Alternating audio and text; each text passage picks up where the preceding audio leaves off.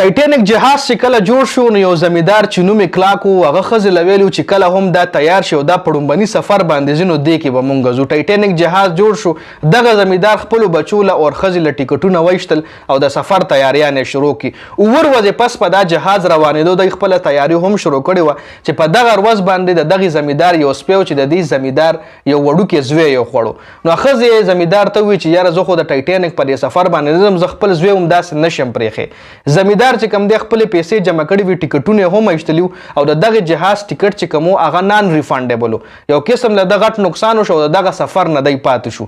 د دغه سفر نه دی پاتې شو، 15 ورځې پس خبر راغو چې ټایټینک جهاز ډوب شو. جی زمیندار هغه سپی رونیو چې کم سپي د دغه زوی خوړلی او هغه سره ډېره زیاته مینه وکړه چې د ستا په وجه باندې موږ ټول خاندان بچ کړلی شو، موږ ټول ټول خاندان ته یو بله زندګي میلو شوه د سپي په وجه باندې. که چېرې وایي تا زما زوی نو خوړلی نو موږ به هم همدغه ټایټینک کې تلو، موږ به هم غرق کېدو، اوبو کې به ډوبېدو.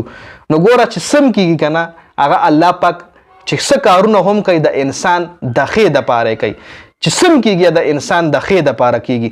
الله پاک یو بهترین منصوبه ساز دی. الله پاک د انسان دپاره یو بهترین منصوبه جوړه کړې ده. الله پاک په خپل کارونو باندې ډېر ښه پوهېږي.